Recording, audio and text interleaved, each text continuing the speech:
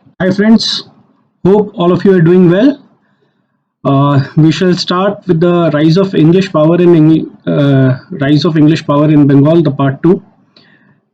Before visualizing this video, I request you to see the first part over where we have discussed about Murshid Quli Khan, the Bengal state, the Battle of Plassey, the Black Hole tragedy.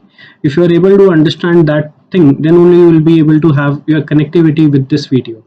So in this video, I will be first discussing about Battle of Buxar, which took place on 22nd October 1764. So this Battle of Buxar, you remember that we did Mir Jafar, then Mir Qasim. Mir Jafar was removed in 1760, and Mir Qasim was made as a new Nawab, who had shifted his capital from Murshidabad to Munger, and in Munger he had also set up an ordnance factory. Now, there was a lot of misuse of the dastak. Dastaks were the trading privileges given for the exclusively duty-free trade of the British goods. But it was not used for the East India goods only. It was used for the private trade of the officials posted in India. The British officers used to sell those dastaks to even to the Indian merchants, and there was so much misuse that the question, the authority, there was a the questioning got started about the authority of the Nawab, so which resulted into the culmination of Battle of Buxar. So once again, to recreate your memory, I have written the dispute over the misuse of the trade passes dastaks by the officials of the East India Company had multiplied year after year, reaching to its culmination point.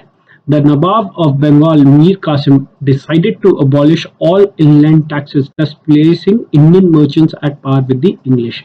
Remember in the last video, I told you that when Mir Qasim was not able to stop the misuse, so he removed all the trade barriers. He said there will be no tax charge. As a result, Indian merchants were at par with the British commercial. The British East India Company.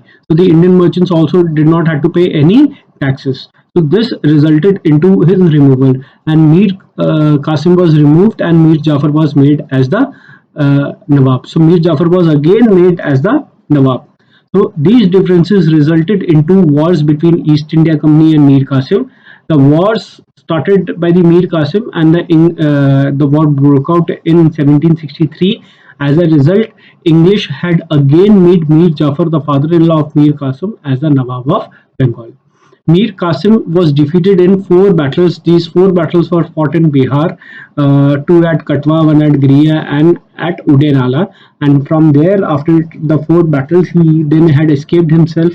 He went to Awadh.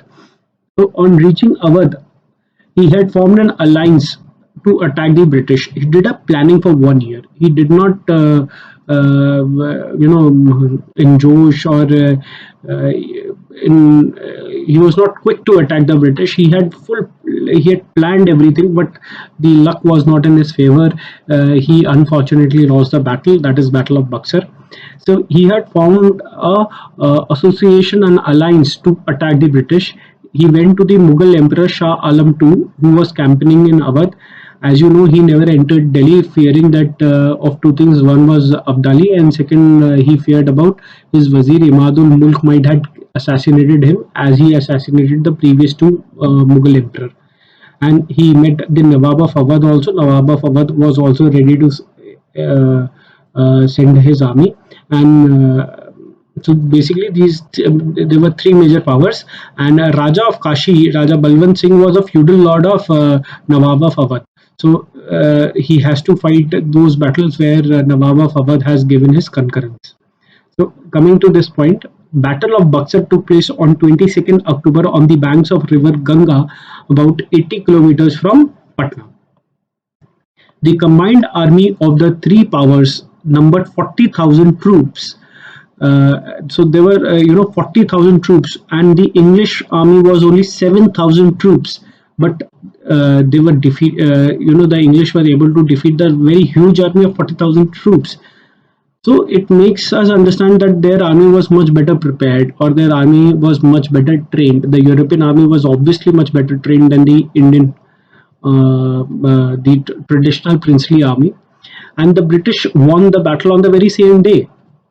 Now, I would like to make a point here. Unlike Battle of Plassey, in Battle of Plassey, Mir Qasim had, he was being bribed by, not Mir Qasim, Mir Jafar was bribed by Robert Clive.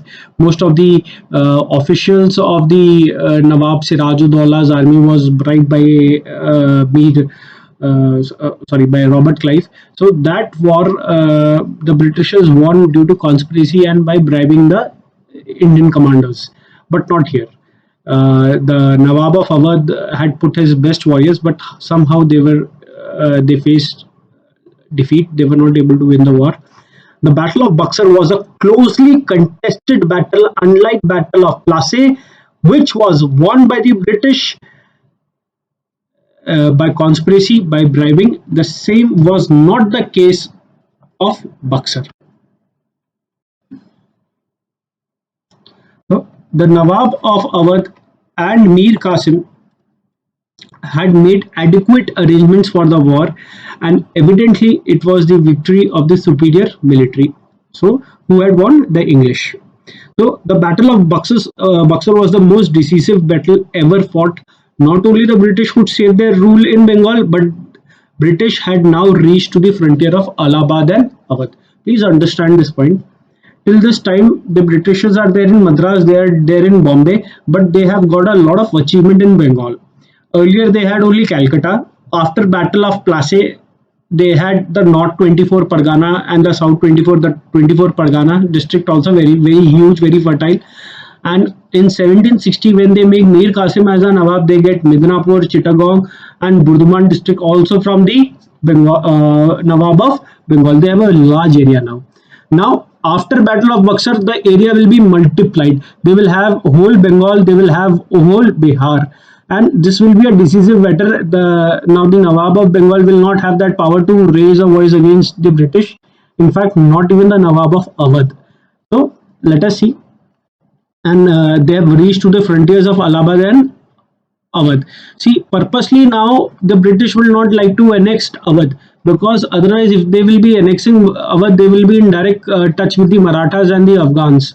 Battle of Panipat has just got over. The third Battle of Panipat, that was in 1761, and the Britishers are too afraid of Abdali. So defeating Mughal Emperor. Now, another very important thing of this Battle of Buxar was that they reached to Allahabad and Awadh. That is very good. But they also defeated the Mughal Emperor, that was Shah Alam II. Defeating Mughal Emperor was a very big thing. The Mughal Emperor was considered as the supreme power in India, and he too was also defeated. So this resulted, this resulted that now people started considering the British as the superpower of the Indian subcontinent. And Marathas, they were taking time to rebuild themselves, because they will take time to uh, you know uh, uh, gain their power, because they had lost their glory, majority of the resources in third battle of Panipat. So by 1771, Marathas will again get prominence, not before that. So never after the battle did the Nawab of Awadh and Bengal ever challenge the superiority of the British. So there was no challenger of the British. The British were the superpower in India, and British became the virtual master of Bengal, Bihar, and Orissa. Not Orissa really. Orissa they will be getting only after the second Anglo-Maratha war, because Orissa will be under the influence of Raghuji Bhosle of Nagpur, the Maratha commander. So when he will be defeated in the second battle of second Anglo-Maratha war, then the British will exercise their control over Orissa. However, in later stage in 1771, Madhuji Scindia will defeat Madhuji Scindia. Remember, Gwalior will defeat British at Allahabad, which was under their influence, and they had made Mughal Emperor Shah Alam II as a prisoner also. So, gentlemen, we will be doing Treaty of Allahabad, and soon after the Treaty of Allahabad is signed, the Mughal Emperor Shah Alam II will be put into the prison, not to the in the prison, but will be put under house arrest. Will be put under house arrest by the British. So let us see.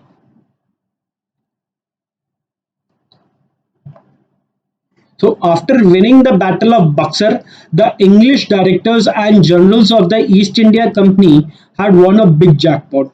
They had not only defeated the former Nawab of Bengal, but also the sitting or the incumbent Nawab of Awadh and the Mughal Emperor too. There was no English official present in India who used this opportunity of melting down of the political system of North India. Very important, no English official.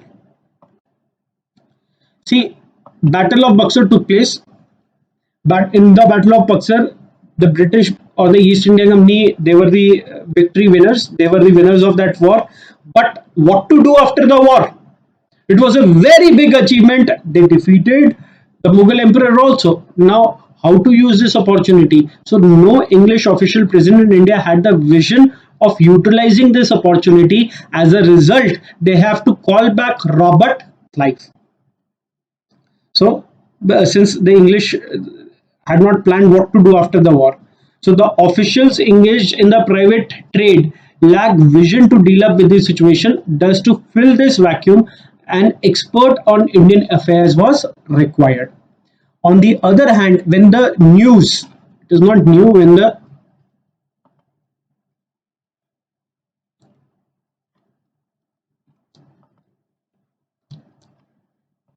On the other hand, when the news of this victory of Battle of Buxar had reached London, the general people, the general public, the citizens of British, they wanted to send back Robert Clive to India. Robert Clive was the first governor of Bengal from 1757 to 1759. But in the Battle of Plassey, he had got a lot of personal gift from Mir Jafar.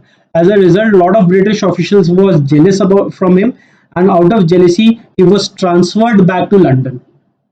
But the British now didn't had any option because they didn't know what to do. So as a result, Robert Clive was sent back, and the people also wanted to send Robert Clive back to India since he had laid the foundation of the company's political power in Bengal.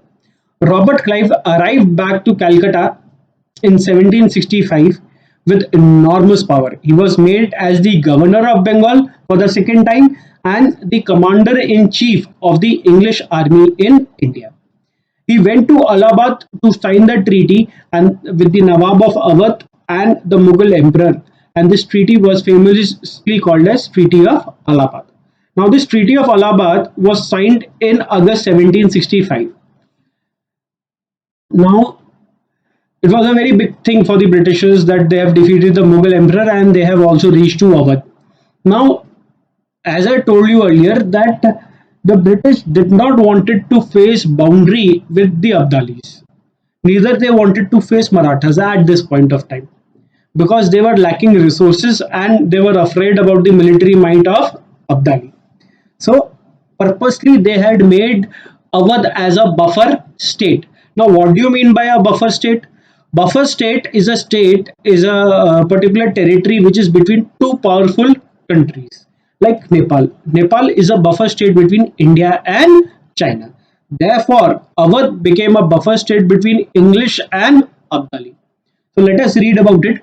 Robert Clive have arrived at Allahabad and he planned to meet the Mughal emperor and the Nawab of Awadh separately. So he didn't wanted to meet them.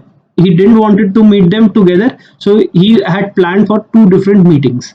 Thus, he had signed two treaties, one with the Nawab of Awadh and other with the Mughal emperor. Robert Clive first wanted to sign the treaty with the Nawab of Awadh, then he later on went to sign a treaty with the Mughal emperor. So now let us see the first treaty. So the first treaty was with the Nawab of Awadh, Suja ud Daula. Robert Clive, while drafting the terms of peace treaty, had shown considerable understanding of the political scenario of North India. So what is that considerable understanding of the political scenario of North India? The thing was that he knew that he should not touch the boundaries with Abdali. Then it will be difficult to control Abdali, and East India Company will suffer into losses. So he had purposely not annexed Awadh. Very important. It was in the interest of the English, that is why they did not annex Awadh right now. However, Awadh will be annexed in later time by William Bentinck, but not right now. So he had purposely not annexed Awadh or Oudh since he didn't wanted English to have boundaries with Abdali and Marathas. He made Awadh as a buffer state between English and Abdali to avoid any direct confrontation. On the other hand, by signing a friendly treaty with the Nawab of Awadh, he was able to get the loyalty of Nawab towards English. Now, he has not annexed Awadh and he had made Nawab of Awadh as a friend of the English. And it will be a win-win situation for both the parties. Let us understand. Now, the terms and conditions of this agreement. The Nawab agreed to pay 50 lakh rupees to the East India Company as war indemnity. The Nawab of Awadh will surrender areas of Allahabad and Kara for the Mughal emperor. See, Mughal emperor wanted to rule. He wanted to rule in Delhi, but seeing the practical situation, Robert Clive refused to do that because Delhi was under the influence of Abdali. So he did not wanted to face the music with the Abdali. So he convinced Mughal Emperor Shah Alam that he will be given Allahabad and Kara and he should rule only in these two areas. So these two areas which were under the Nawab of Awadh, and the Nawab of Awadh agreed to surrender these two areas to the British. Nawab of Awadh will recognize Raja Balwant Singh as the Zamindar of Varanasi. See, Raja Balwant Singh was a feudal lord of Nawab of Awadh, but after Battle of Buxar, he was acting as a mediator between the English and the Nawab of Awadh. And so Nawab of Awadh thought that he is more closer to the English. And so when Robert Clive came, so Robert Clive had spoken on the interest of Raja Balwant Singh also. The Nawab of Awadh will provide military assistance to the English when required. Vice versa, English will provide the same to the Nawab. Both parties will have to pay in cash for using each other's resources. It was rather beneficial for the Nawab of Awadh. Nawab of Awadh wanted to teach a lessons to his enemy where he had used the English forces. The Nawab of Awadh had utilized this treaty and support of the English in near future, and he often used the English soldiers in his war against the Rohillas. So it was a very win-win situation for the Nawab of Awadh. So now the second part, the Treaty of Allahabad with the Mughal Emperor. Robert Clive had signed a peace treaty with the Mughal Emperor and had successfully signing and after successfully signing the treaty with the Nawab of Awadh. So first treaty was with Nawab of Awadh, second was with the Mughal Emperor Shah Alam. While signing this treaty, he had also shown the wisdom and the practical approach.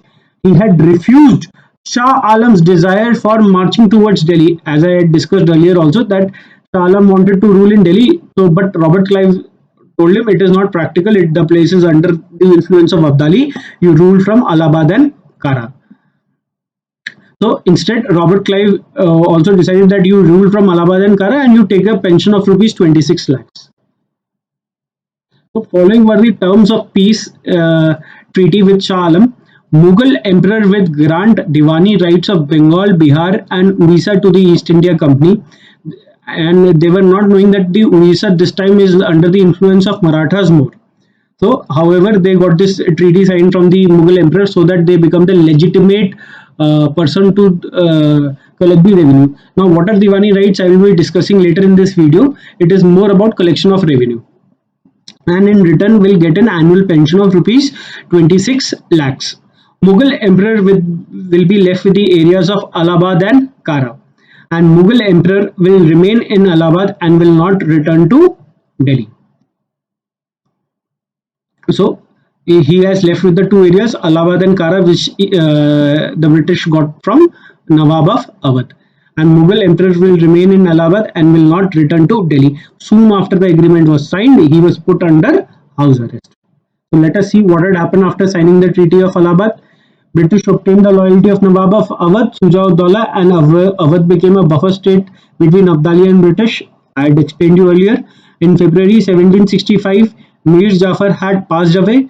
Thus, British had to make his son Najam-ud-Daulah as the Nawab of Bengal. Najam-ud-Daulah will be the Nawab of Bengal now, but a nominal head. He does not have any power. All the powers will be concentrated in the hands of British. Before Treaty of Allahabad, British had got Nizamat functions from the Nawab of Bengal, and after Treaty of Allahabad, they got Diwani rights from the Mughal Emperor. So now what are Nizamat and Diwani? I will just discuss. Thus, practically, the real power of Bengal was now in the hands of the British, but still decisions were taken on the name of the nominal head, Nawab of Bengal. Like in the present situation, whatever Prime Minister wants, he will get that thing done. The president is just a nominal head. All the decisions of government of India are taken on the name of president of India, but it is the advice of the prime minister. So more important is the prime minister. So the real head was the English, the East India Company, and the nominal head was the Nawab of Bengal. So let us understand Diwani and Nizamat function. See, Diwani and Nizamat function came into the picture during the time of Akbar. Akbar said the collection of the revenue should be different, and the policing, the law and order, the army should be different. So there were two officers appointed. One was the Diwan and other was the Subedar. Subedar was the in charge. He was the senior most. He was the in charge of everything except the revenue part. The revenue was undertaken by Diwan. So let us read. The concept of differentiation of powers was practiced since the era of the Mughals, and after 1724, Murshid Quli Khan had declared himself as independence. So he held both the portfolios. So again, I will take you to the later Mughals. Later Mughals during the time of Rangila Badshah, the Muhammad Shah. So that time he was not bothered about the administration, and the disintegration of the Mughal empire started. People followed the Nizam who had founded the Hyderabad state and declared his independence. Similarly, Awadh and Bengal also got independent, and Bengal was formed by Murshid Quli Khan. Now, Diwani functions kya the? Diwani functions were those functions which were headed by a financial officer called as Diwan. He was responsible for civil justice, general administration, collection of revenue, all those things. Nizamat function was headed by a Subedar. He was in charge of the army, the police, the criminal system. Now, the East India Company got the Diwani functions from the Mughal Emperor Shah Alam, and the Nizamat functions from the Nawab of Bengal. So both the functions were with the British. So virtually after getting Treaty of Allahabad signed, the Britishers, they became the de facto ruler of Bengal. So let us now read about Robert Clive. So as I told you, the first governor of Bengal was Robert Clive from 1757 to 1759. That is the first term.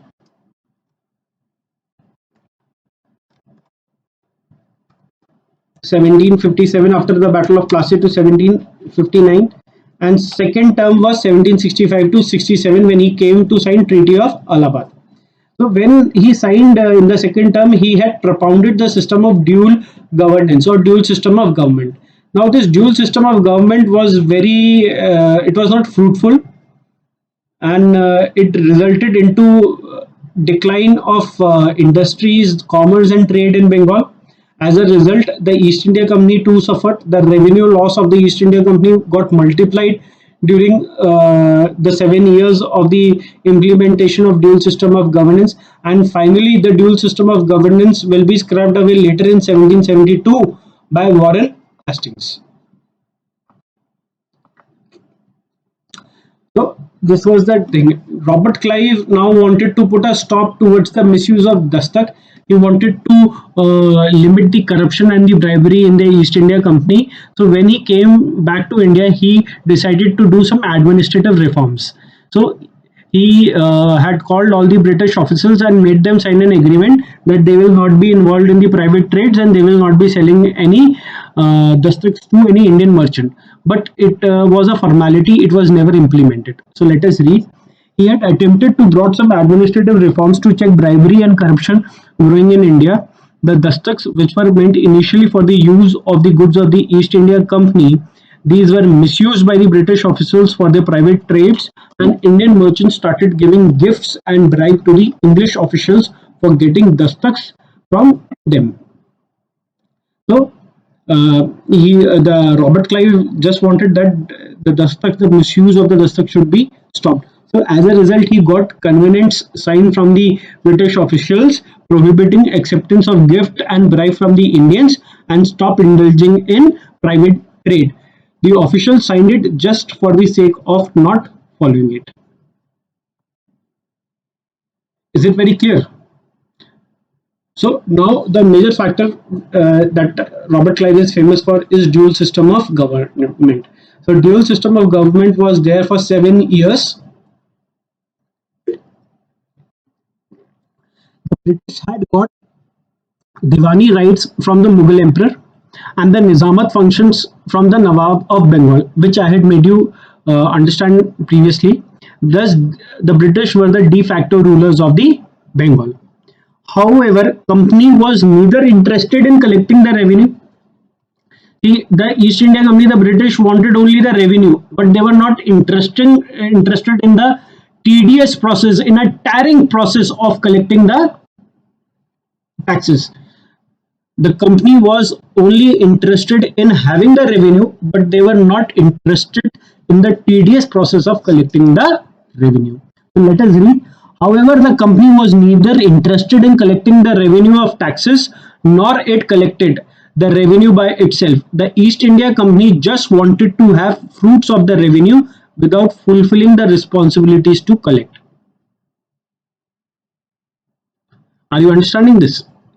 So the East India Company wanted to collect the revenue, but they did not have the desire to collect the revenue.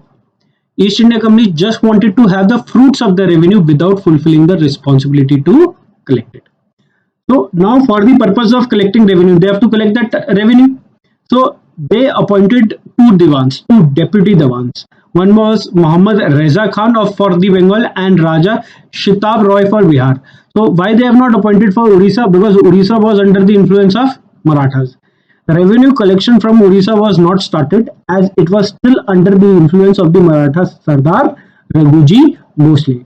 Revenue collection and the British rule in Orissa will truly start after the Third Anglo-Maratha War.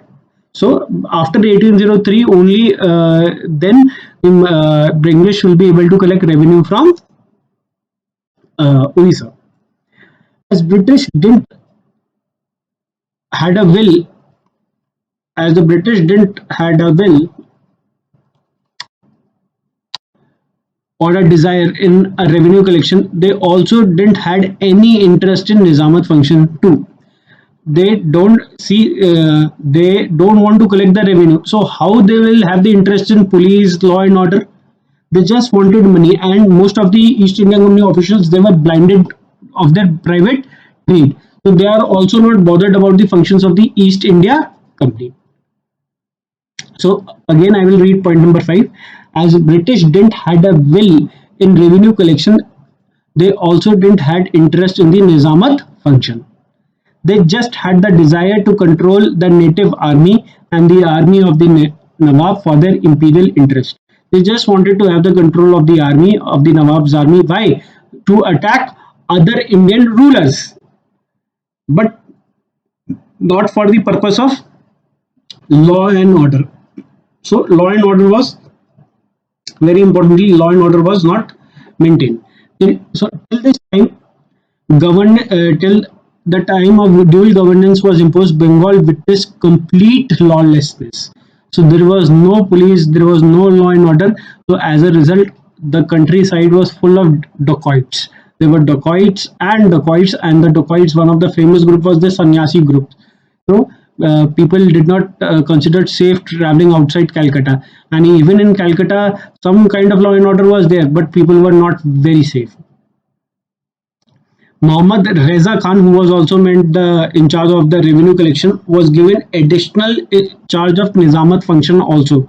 He was made as a deputy Subedar so that he doesn't have problems in collection of revenue which will go in the treasury of the East India Company.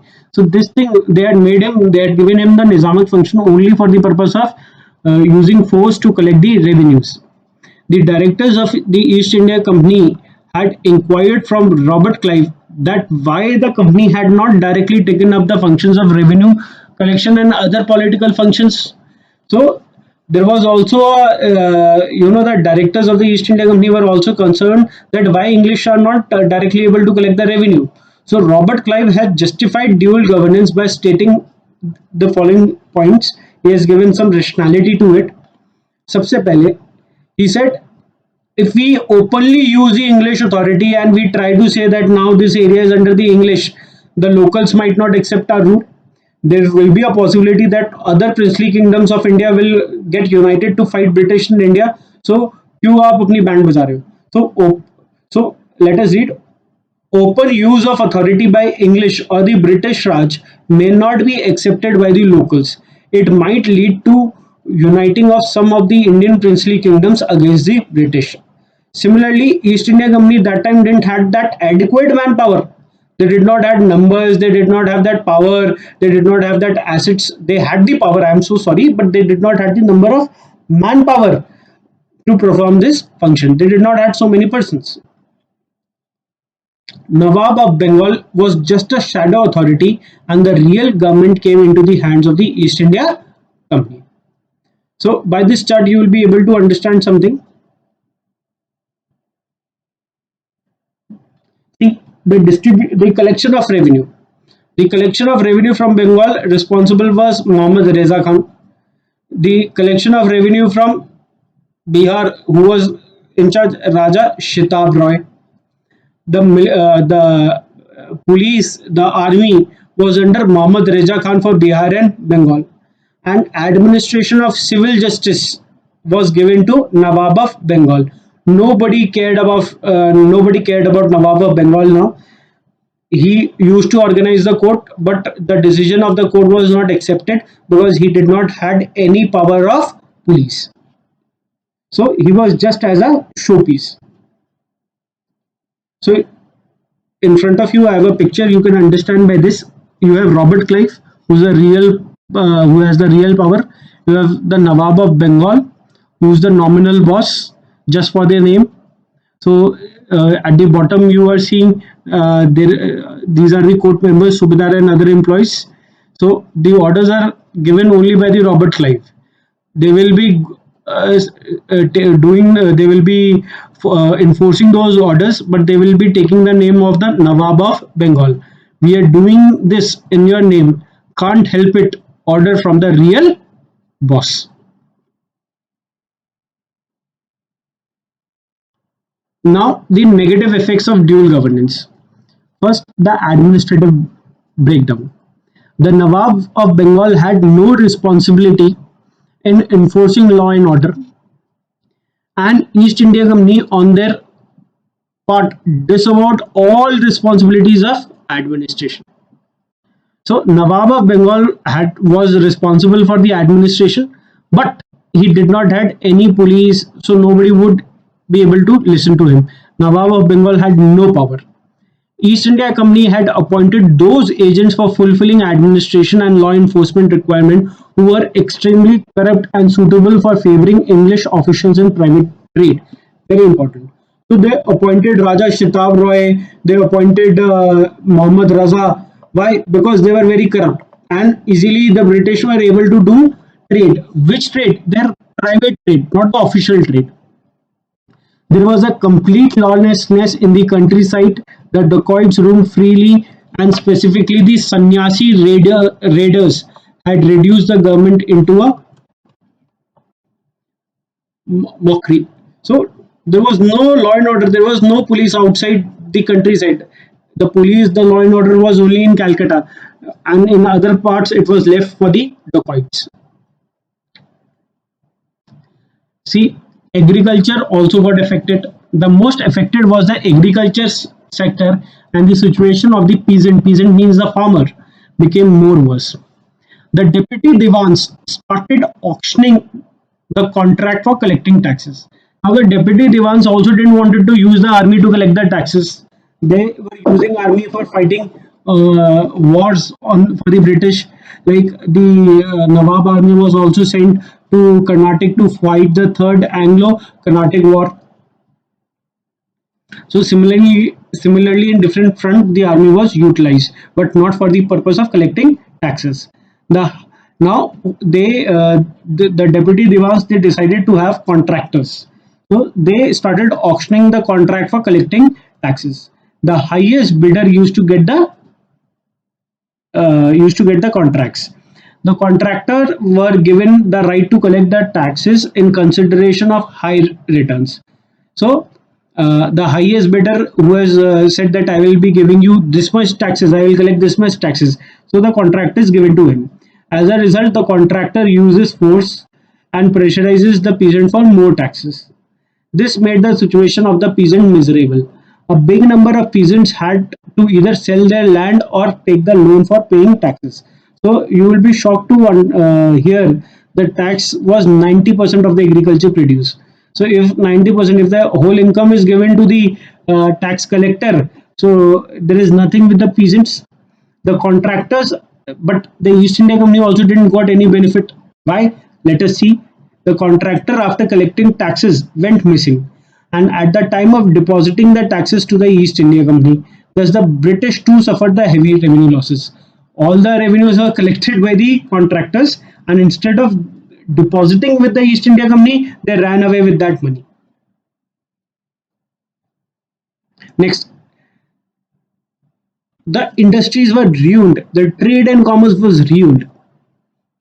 The agriculture, see, the agriculture will provide raw material to every industry, and when the agriculture will not be there, how will the raw material, the supply of raw material will come, and how things will get produced. So the agriculture depression adversely affected the trade and commerce, as it is the Indian merchants who are procuring goods and raw material after paying internal duties or taxes, where the British and whosoever had the dastaks were getting goods tax free. The situation of the merchants became worse when the supplies also get affected due to low or no agriculture produce. So the merchant, how a merchant will sell, how he will be selling lentil, how he will be selling rice when there is no agriculture produce. The silk and weaving industry also got affected. The directors of the East India Company, they issued an order that nobody will produce finished silk. Nobody will do the weaving of the silk fabric. They required only raw silk, because that raw silk will be then exported from India to UK, where in Manchester you have British textiles, and the British textiles will produce the uh, finished products. So remember, gentlemen, the cost of the finished product is much more than the cost of the raw material. So let us read about it. The silk and weaving industry also got affected. The directors of the East India Company had issued orders for encouraging manufacturing of raw silk and discourage the weaving of the silk fabrics. Raw silk was cheap and thus was exported to Manchester's textile.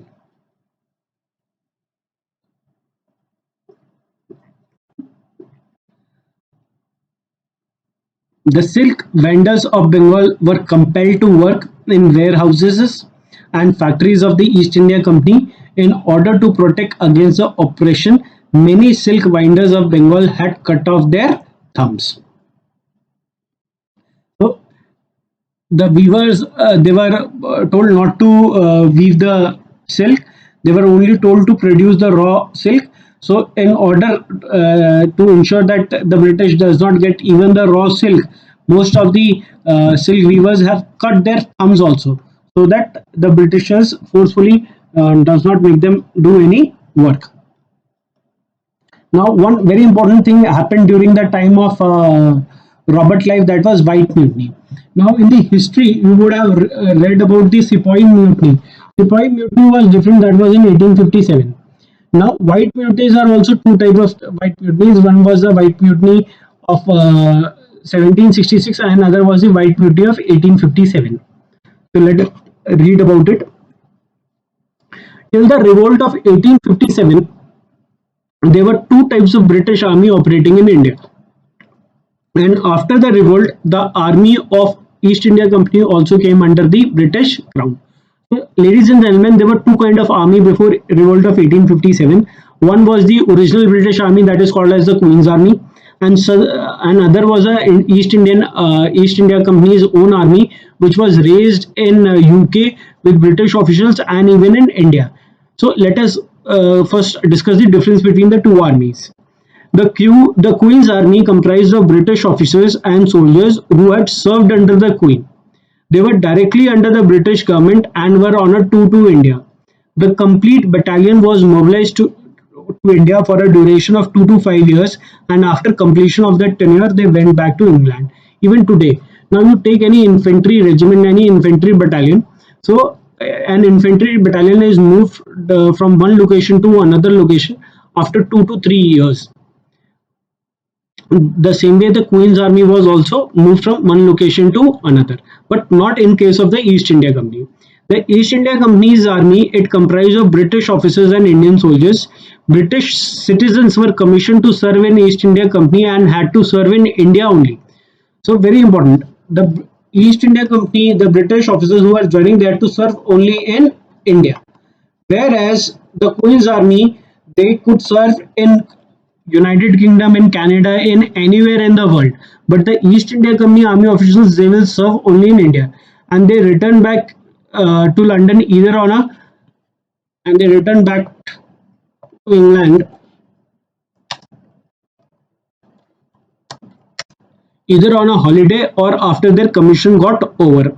The natives or Indians were recruited as soldiers, and you should remember the first person to recruit the Indians as soldiers was Robert Clive during the Second Carnatic War, and he is also, that is why, called the colonel of the regiment, the first colonel of the regiment of the Madras Regiment. So during Battle of Plassey 1757, the directors of the East India Company wanted to increase the strength of the East India Company's army to meet the future eventualities and friction with the Indian princely kingdoms. So the director said the Queen's army is expensive, and it takes a lot of time to take the permission for mobilizing the Queen's army. So let us have our own army, and we should increase the strength of our army. So the East India Company's army, it was raised immensely after the Second Carnatic War, and it became an important asset for the ambition of the East India Company, because East India Company will now have major territories, and for having territories they have to fight a war with the princely kingdom. The number of East India Company soldiers and officers got multiplied in Bengal, and their number was much more in Bengal than in Madras. So after Battle of Plassey, East India Company had started giving the EIC army officials field allowance, that is called as Bhatta. So the army officials of the East India Company were getting Bhatta. They were getting double Bhatta, whereas Queen's army were getting only a single Bhatta. So these officers of the East India Companies started considering Bhatta as a part of their salary.